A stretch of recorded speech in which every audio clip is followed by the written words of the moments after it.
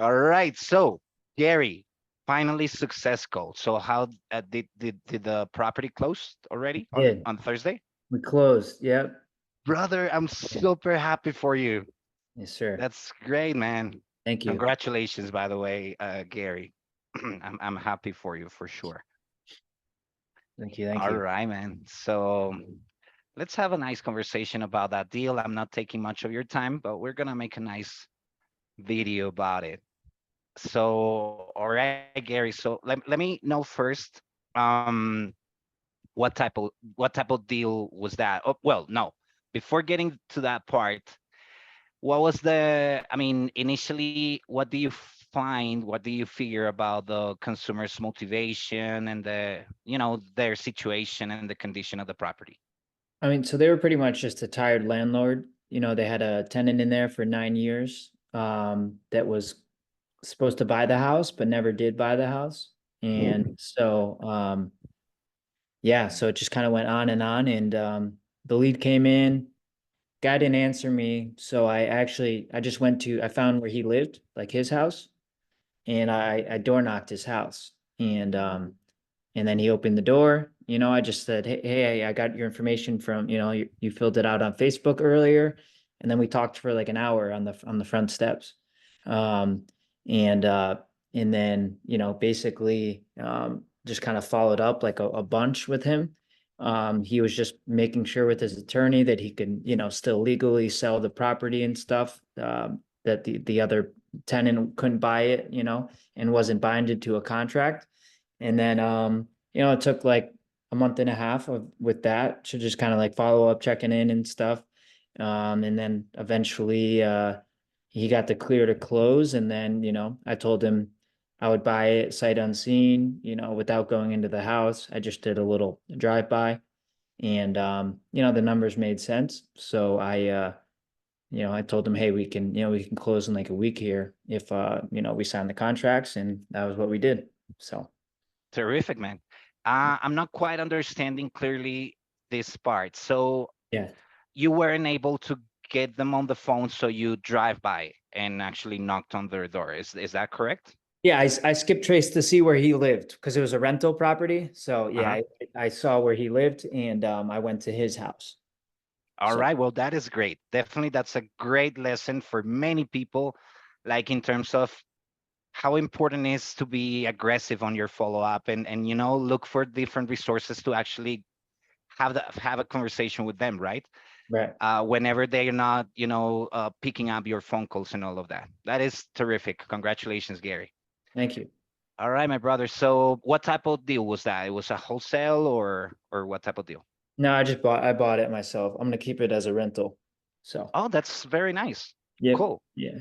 All right. So was there anything like particularly speaking that you happen to have learned from this deal that you could use in future deals? I think with these Facebook leads specifically, they're filling something out online. And we're competing against a lot of nationwide wholesalers and, different companies. So to be able to put a face to it and say, hey, I am a real person, I'm a buyer here. Like showing up kind of at the guy's house and actually talking to him, I think helped, my situation. So I've started implementing that where, I try to door knock the leads if I can't get a hold of them, within a couple days. So That is amazing, man. And actually, that is actually that we kind of promote on Hesel Media, right? I don't know if you yeah, happen to remember yeah, that we recommend that whenever you're not being able to get a hold of people, try to look for other resources, send direct mail, or if the property happens to be close to your location, let's drive by and see what happens, right? So yeah. that this is great stuff, Gary, for sure.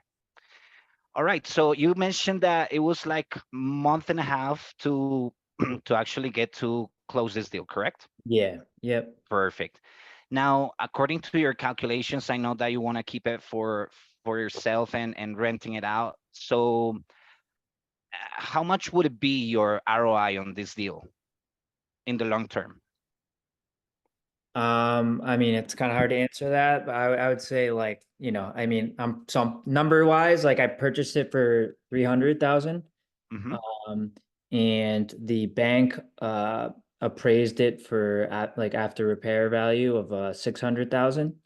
Oh, wow, Gary, that's great, man. And And probably needs like, to get up to that standard about $50,000. So yeah. cool, cool. I'm really, really happy for you. All right, so could you tell me about like the metrics and the data that you use to evaluate the potential profitability of this deal? I mean, so I'm a licensed agent, so I use the MLS, and pull comps and such. And this area has a lot of recent sales and transactions, so I was able to kind of run my numbers that way. Um, Hmm. and I didn't even actually negotiate really with the seller on price because I knew it was a good deal. It made sense, and I didn't want to be overly greedy, Yep.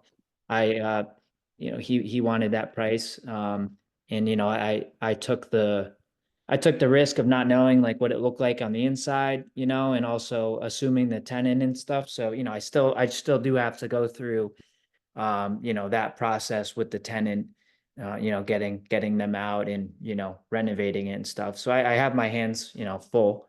But the numbers made sense. So Great. Now that you have found that the appraisal that the property has on it, would you consider to wholesale it at some point or something like that? no, well, I already own it, so I'd be just selling it, I'd be like Well, yeah, listing it. Yeah, but no, I've made that mistake before. Where you want the quick cash, but I think like for long-term wealth and such, um, and it makes sense to just hold on to it because the area will, appreciate over time as well. So for sure. I want to like kind of mix my you know, some of my flips and then, have some rentals as well and kind of build that portfolio. So Yeah, for sure. Not putting everything on the same basket. right. Yep. Totally agree. Great, great, Gary. What do you think? I mean, how did our marketing strategies and coaching and all of this contribute to your success with this particular deal? Well, I mean, for starters, you got me you guys generated a really good lead. That, I know that this guy, he had told me he's gotten all kinds of mailers and calls and stuff on this. And I believe it because like that area is heavily marketed. So it was cool to kind of be able to get that deal. Um, and then just like this, the CRM system, having, like it's just been easy with like having the dialer built into it and everything to just, be able to track that and, give them calls continuously, call them back and stuff. Um, and, just following up really. So Great, great, great, great stuff, man. All right, Gary. Now, how are you feeling about our services? good, definitely good. Yeah. I know we just made some modifications to our, the campaign itself, and yeah, it's ramped up again. So I'm, hoping to hopefully get another one here soon. For sure, or a few more, I would say. That'd be nice. Yeah. All right, great, Gary. Do you think that you might be doing something different that usually real estate investors would do to that actually is making a difference to generate results on your end? I think just like consistency in the follow-up. I was pretty persistent with this guy. I think I followed up with him like 40 something times, 45 times. Right. So it's like, a lot of calls back and forth. And, I wanted to be like at the top of his mind when, all right, he got the okay to sell. And then it's like, all right, I got to call Gary now. You So, got it, man. That is, that's a big piece of this business, like being on top, then not letting them like consider any other offers because as you said, this is a competition. right. Probably other investors are calling them as well, but Yep. being on top of that is the key for sure. Yep. Awesome. All right. Do you have any piece of advice that you could share to like people that is kind of starting up in the real estate investing world? I think just, going the extra mile. Just making a call, making one call or text, like you're not really going to get that far. If you just try calling someone once and then you just let it go, like you have to continuously follow up. And then even, I am a firm believer in like the door knock, and seeing someone face to face. I think that makes all the difference because people are getting called and spammed and all kinds of marketing through their phones, so to just eliminate that, I think helps. So Absolutely. Absolutely. You're totally right, Gary. Whenever people, as you mentioned, is able to put a face on that ad that they saw repeatedly on social network, it right. definitely makes a difference. So that's great because it kind of adds legitimacy to what you're doing, right?